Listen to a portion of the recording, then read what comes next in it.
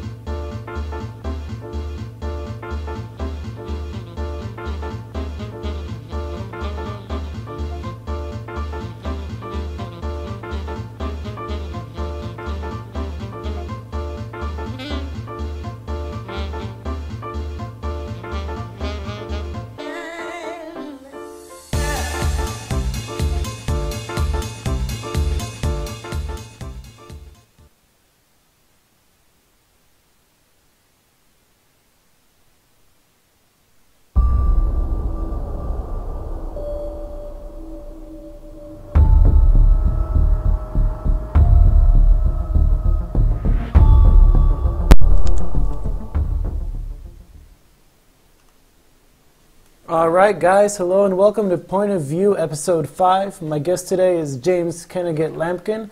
He is the ESL product manager for ESL 1 and WCS Europe. James, thanks for being on the show today.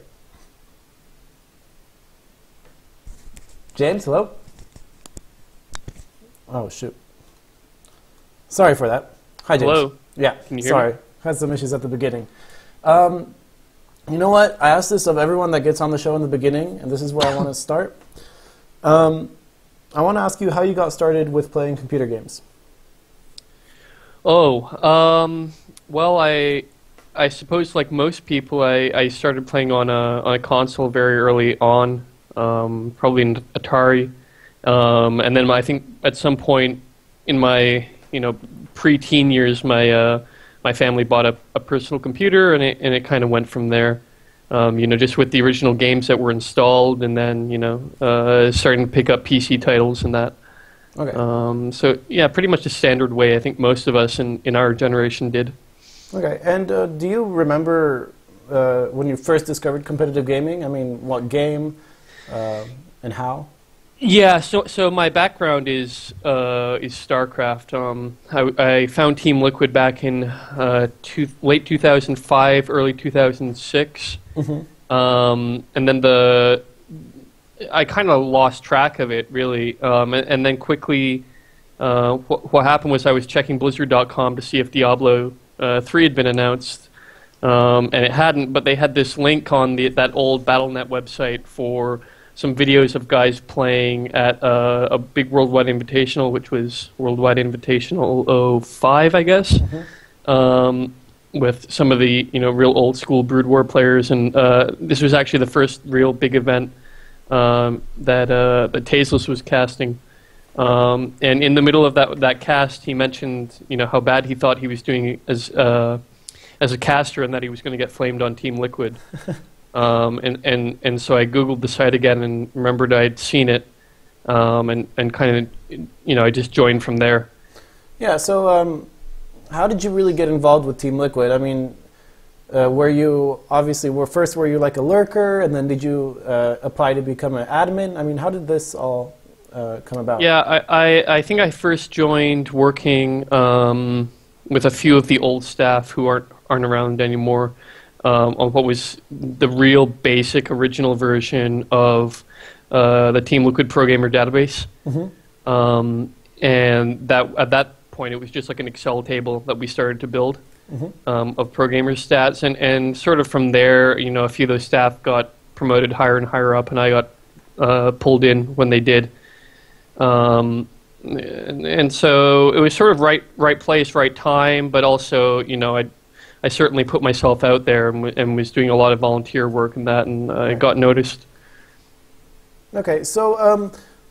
What would you say were your early roles? I mean, how did you grow with the site? TeamLiquid, I mean, when you were leaving TeamLiquid grew into this huge community website. What were some of your most important roles in the community? Well, originally what happened was there was originally one admin on the site next to Nazgul, who was just sort of a silent owner at that point. Right. And he left the site, and we realized that as a staff, it was getting too big for one guy to manage. And so Nazgul took a much larger focus running the site, and then I think at least 4 of us got made into admins. I'd been working on graphics and smaller projects at the time, and so Hotbit and I became admin around the same time. And then, like you said, the site kind of just blew up from there after the announcement of StarCraft 2. And grew all the way up from there. Okay, and I mean, the rest we know is history. I mean, you announced moving to ESL. I mean, like last year, right? I mean, yeah, how long has I moved last May. Yeah. So, how'd this come about? Did you approach ESL looking for something new? At they approach you, seeing your work in TeamLiquid? Yeah. So, I mean, I was on TeamLiquid staff for.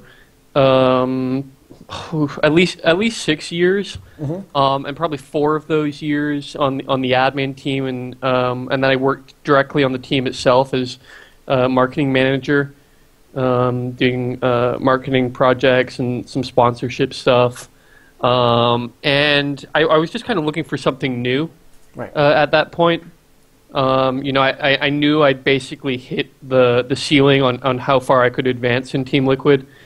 And I wanted to do something bigger, and I'd heard through the grapevine that ESL was looking for somebody to run WCS, and so basically I contacted Carmack on Skype and was like, "Hey, are you hiring?" And he replied, "Yes, you're hired." And so we had an interview with a bunch of the company directors the next day, and we talked for probably an hour or so, and it all went really good, and I moved to Germany 3 weeks later. Wow. So you really took the fast track on that one. Yeah, I mean, some of a lot of stuff in esports is really opportunity based, and I think it's extremely competitive career-wise, and there's probably a lot more talent in the space and actual job openings. And I think if you actually want to have a job in esports, you need to be willing to, sacrifice quite a lot. And so for me, that was deciding in about an hour.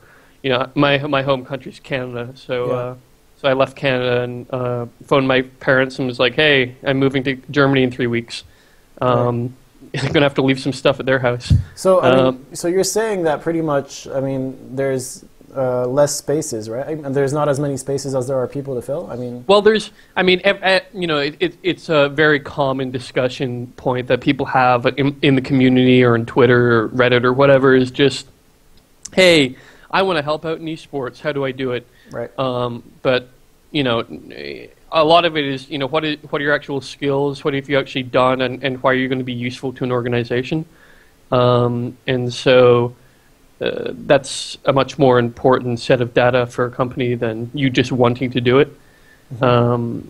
Yeah. So, I mean, if while we're on this topic and talking about, getting hired in esports, do you have any advice for anyone out there that, would maybe want to consider a serious career in esports? I mean... Yeah, for me, it's really simple. You need a set of skills. And I mean, it can be a lot of things, right? Like, so I work... Most of my time last year was spent on WCS, and I spend a lot of time on it right now. And it's mostly production side. So, I work with a team, and we build the show, we figure out how we want it to look, how we want it to flow, all this sort of stuff. And a lot of that comes from my my graphics and video experience. And so, I can, if, one of the graphics guys is way too busy, I can jump into Photoshop or jump into After Effects and pull something together really quickly that we need to. And because I've done that on, pretty big projects before and know what I want on the project, it's pretty simple for me to do. I mean, for somebody else, it might be, maybe they're really good at selling sponsorship, right? And they can pull in 2 or 3 new sponsors onto a project. So it's not just one skill set. I mean, it can be anything really. I mean, well, you need to. The really nice thing at ESL is it's a great company at figuring out, what are people interested in that are working at the company and what are they good at, and sort of tailoring the role around those interests and skills. So I work with David Kugelman, who's the WCS commissioner on WCS, and we very quickly found a natural role where he was taking a lot more of the league oriented decision making and problems that we would have, and I was focusing a lot more on creative side, production side, this sort of thing. So so I mean, this really ties into what I wanted to talk about also in my outline, which is your official title at ESL is product manager, right, for ESL 1 and WCS EU? Yeah. Is that correct? That's correct. What exactly is that? I mean, what's a product manager? I mean, you mentioned that, you put together, everything from start to finish, but more detailed. I mean, it's intentionally vague because it allows us to, do a lot of things and be a lot of places. And job title really is for us not important. It's important when you talk to like salespeople or if you're in the marketing world. You need big, highfalutin titles. But for us, it's in our internal work, it's just I run a project or I run a couple projects, and that means a lot of I basically set and define a bit of a vision on from my side on production how I want the show to look and flow, and then we have teams in ESL. We have a graphics team, we have our social media team, we have a PR team, and I work with all these people and sort of point us all in the one direction to get stuff done.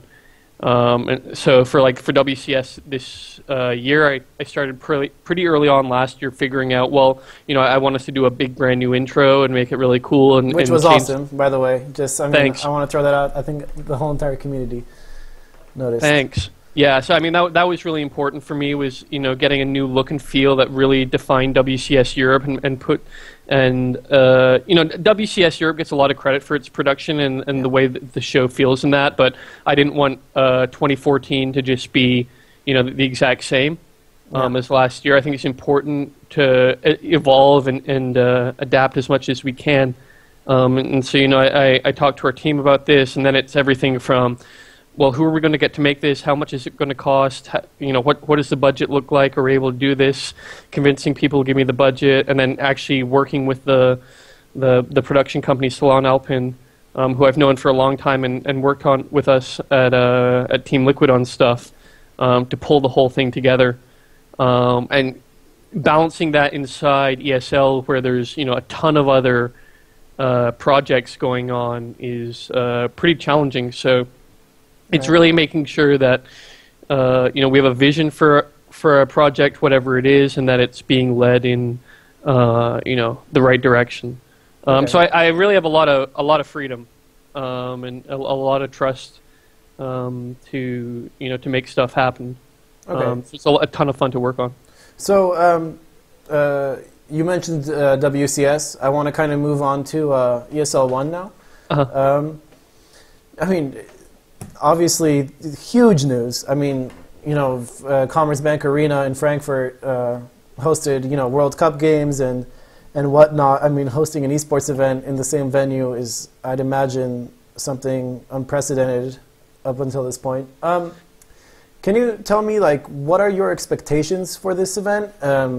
Obviously, I mean, you announced that you might be selling 35,000 tickets. I mean, is that really what you expect to sell? I mean, there's a lot of people who, even when we first started talking about this in the company, were like, are you sure you can put that many people, or are you sure you can put a lot of people in a stadium? And for us, it's, there's this old T.S. Eliot quote that was like, only those who risk going too far can possibly find out how far they can go. Yeah. And in esports land, there is this paradigm where if you want to run a big event, you need 4 or 5 games, and you need to attach to something else to make it work. So, for DreamHack, for example, is DreamHack is a LAN first and esports second, right? And for IEM is consistently attached to a trade fair, and MLG runs a whole bunch of other games outside of the say Dota or StarCraft or whatever, and inside there to draw large crowds. So this is, the first time amongst the 3 of the big players in the West that we said, listen, we want to try and build something from the ground up with a massive scope for one game, and we really believe it can be Dota just based on all the data we see surrounding the game and surrounding esports specifically in Germany, but also in Western Europe. I mean, if you look at the how far, or say within 600 miles of Frankfurt, the population is a few hundred million people. Right.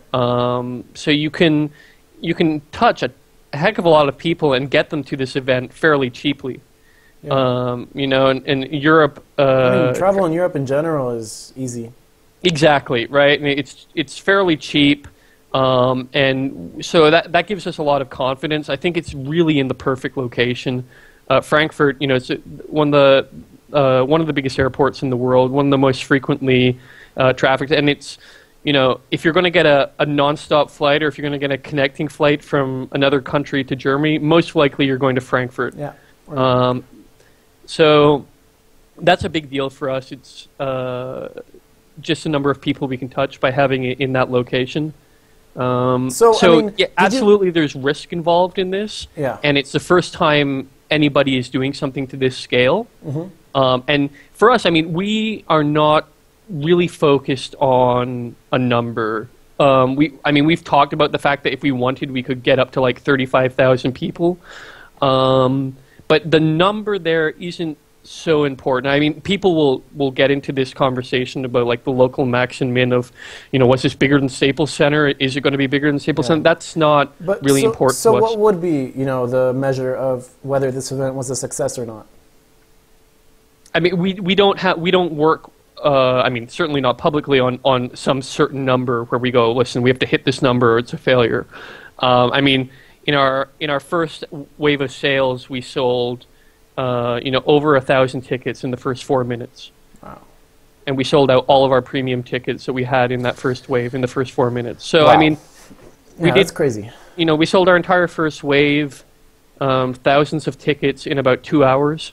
And we've got 4 months. Right. And we didn't even really start marketing yet. We've marketed to the, the core, hardcore people on, Read More, Reddit, TeamLiquid, Join Dota. But we really haven't started going hardcore out into the rest of Europe to get sort of those casual fans and fans that might just show up. Hey, we can go and see some esports in a stadium. That's pretty cool. Yeah. And we have a ton of huge, big plans to activate and to get the attention of those people, through the next 3 to 4 months. Okay. Well, you mentioned that you believe that Dota can be this game that, on its own, fills stadiums in esports. I want to ask, because up until this point we had the EMS one, and this included Battlefield 4, Counter-Strike Global Offensive, Dota, and what else? That was it. And that was it. Okay. And are there any plans? I mean, are you going to continue as EMS 1, or is EMS 1 going away? Will ESL 1 include in the future CSGO and BF4, or are those games disappearing from the support? So we sort of did this soft rollout of retiring EMS 1 and building up ESL 1. We really weren't happy overall with the branding of EMS 1, and we wanted to get rid of it. But it's not so simple just to kill it. Right. I mean, right now is the finals of the EMS 1 Battlefield 4 tournament. And then, of course, EMS 1 CSGO is happening in a week and a half at Katowice for $250,000. So we knew it wasn't going to be, the ideal situation where we would just kill the brand and relaunch. It's sort of like this 2.5 month transition period. But we will roll all 3 games into ESL 1 going forward. Okay, and will you hold events that are united with all 3 games, or will each event always be separate? So we're not sure. I mean, we're not taking a stand where we say, each event has to be like what we're doing at Frankfurt. Frankfurt's a very unique situation, right? And that doesn't mean that every ESL 1 event will look like Frankfurt. Yeah. We're talking to venues around the world right now about where we want to do the next big ESL 1 event and if we should do it with Dota. I mean, Dota of the 3 games has, by far the largest pool of community members who will come out and play it. Yeah. So that's a big point. If you does that mean we're not going to do CS:GO by itself? No, but I mean we have to look at, how does the audience look? Do we think people are going to come out to this? Would they? Maybe we do a Dota and CS:GO ESL 1 final. This sort of thing. We don't feel the need to be locked into any one formula. We just want to make really cool events that people want to come to and people want to watch. Is our overall mission goal. Right. Cool. So I want to ask, comparing maybe TeamLiquid to ESL, because this is a question that many people asked me to ask you, is comparing TeamLiquid to ESL, how is it to work with the ESL crew, which every time anyone, for both organizations, everyone always says that both crews are awesome. So you're in the unique role where you've worked with both crews. Can you say something about, compare and contrast? I mean, it's a completely different... Putting you on the spot, sorry. But yeah, it's completely different, right? Like, yes, TeamLiquid has, I think, 4 or 5 full-time staff and then a bunch of part-time staff and then, a huge portion are volunteers. Yeah. So that has a certain culture around it. ESL is somewhere around 200 employees, full-timers. A lot of those are in the main office in Cologne. And they're working on a ton of different projects, and it's a very fast-paced environment. There's a lot going on all the time, and there's a lot of responsibility on people who are, building projects and selling sponsorship and doing business development. And of course on the guys that are building on the TV side to get all of this done. So it's there's a lot more work that I have to do at ESL, much more pressure, but it's fun. Like I haven't even been here a year yet, and I got to work a lot on WCS Europe. I ran a lot of our esports production stuff for BlizzCon, and then directed StarCraft 2. I'll get to direct StarCraft 2 at Katowice. So yeah, I mean, it's a pretty cool position to be in. Right. But there's I wear a lot of different hats here, and I have a lot more leverage and resources to play with to get stuff done. So, for ESL1, I was like, we need a trailer. We need to get Toby Wan. Let's, I'll call Melk and be like, yo, we want to get Toby Wan. We want to go to the arena. We're going to send our video team there, and we're going to film a trailer, cut it, and then get it out for this premiere. Right. That's much easier to do at ESL than it would be at TeamLiquid, right? Because they're just completely different scopes of the what we're trying to do. Okay. So I also wanted to ask, do you still keep contact with anyone at TeamLiquid, whether it be, volunteers that you worked with in the past, obviously other admins like Nazgul, Hotbid, Disciple, and all of them, and with the players, at all? Yeah, I played Dota with Hotbid like an hour and a half ago. Okay. I'm really close with all those guys. We talk a lot. For me, nothing really changed. I just don't have access to the, the staff forums right now. Oh, really? That's messed up. Well, there's probably a conflict of interest if I did. Oh, okay. Okay. I don't know. So no, for me, nothing really major changed. I still like those guys all a lot and respect what they're doing a lot. Okay. I want to ask you, since you've been part of TeamLiquid for so long, what's it like to meet, TL community members, for them to walk up to you, say like, yo, man, I know you from online, I posted on this forum you made. What's that like? Are you excited every time? Has it kind of just faded away? I get recognized. I don't know. When I was in college, I was getting recognized a few times when I'd be at the gym, and then I get recognized now and again at a big event. If someone was really hardcore in StarCraft and knew exactly who I was, something. But I don't. Now and again it happens. It's cool, but I'm certainly not anywhere near to what pro gamers deal with at events or anything. Right. I'm a behind-the-scenes guy, right? I build stuff and try and make things happen on business and production side. So talking to fans isn't a huge part of it. Right. For better or for worse, right? So what's in the cards next for you? So by you, what you're working on. So ESL and WCS. Anything that's coming up that's huge, like Frankfurt? Are there more plans that you're already putting into place? My big projects for this year are WCS and Frankfurt. And then later in the year, I don't know, we'll see what happens with BlizzCon, we'll see what happens with other events. But right now my life is just loaded with, we've got a huge event to put on in Frankfurt.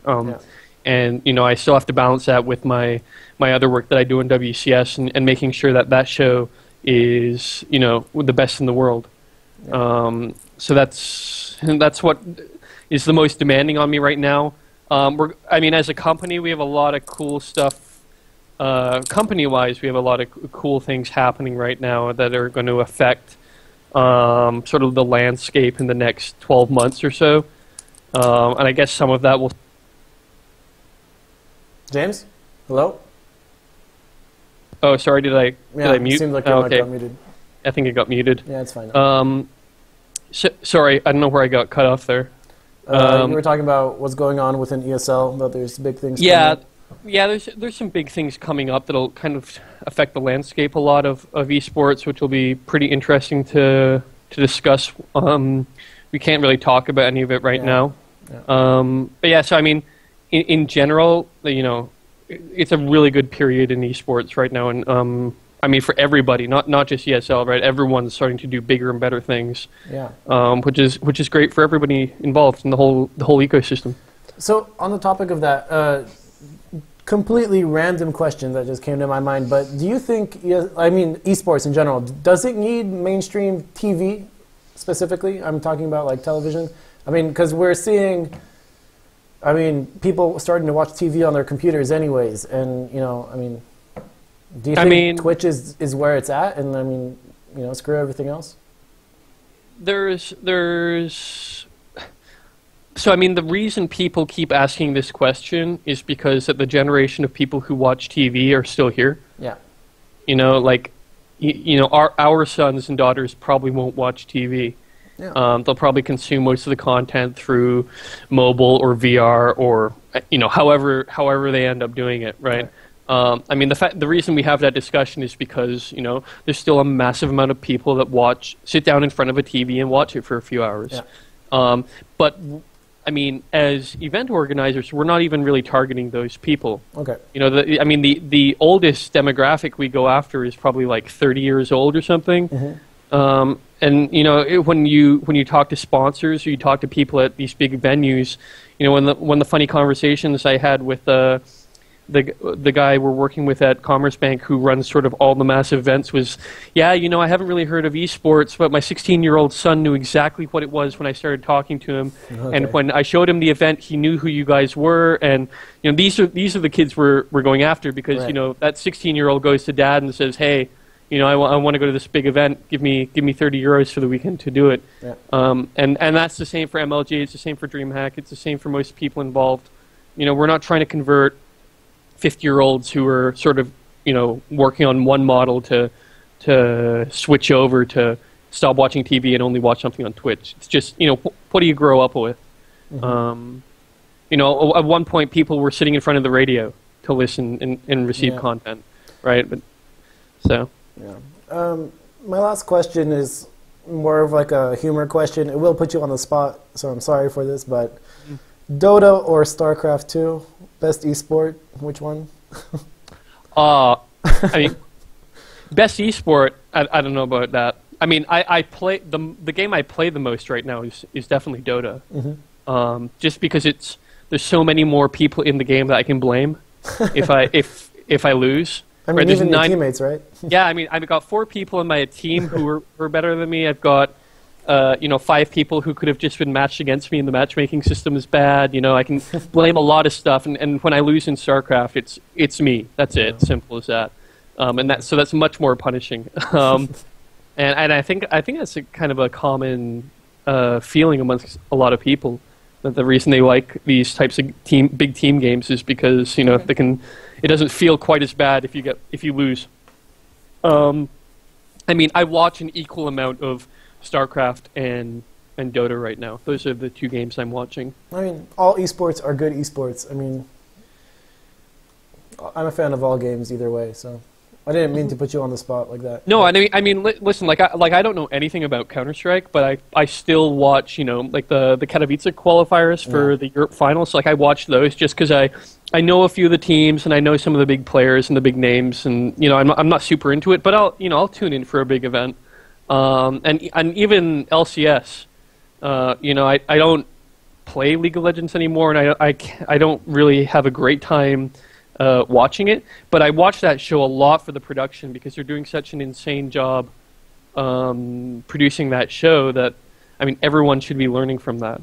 Okay, and really quick, are there any plans on bringing any new games into ESL 1? This is a question someone in the chat asked.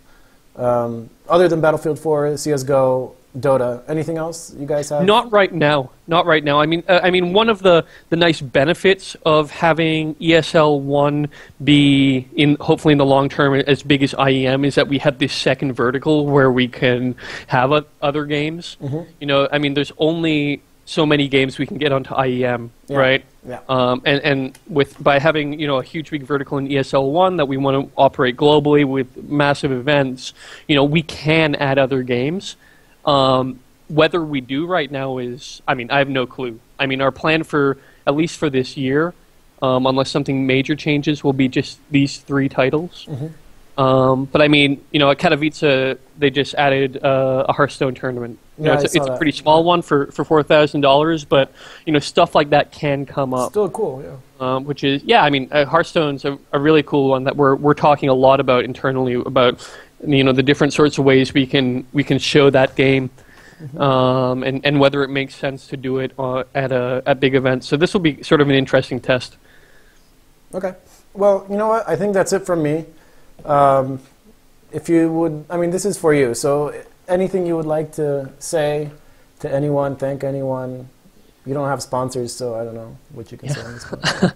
I mean, the biggest thing for me, is just keep watching our stuff and letting us know what you think we can do better, or if you're enjoying it, let us know. And if you're living in Western Europe, please make an effort to come out to Frankfurt. I mean, it's for us. I feel like it's a game changer.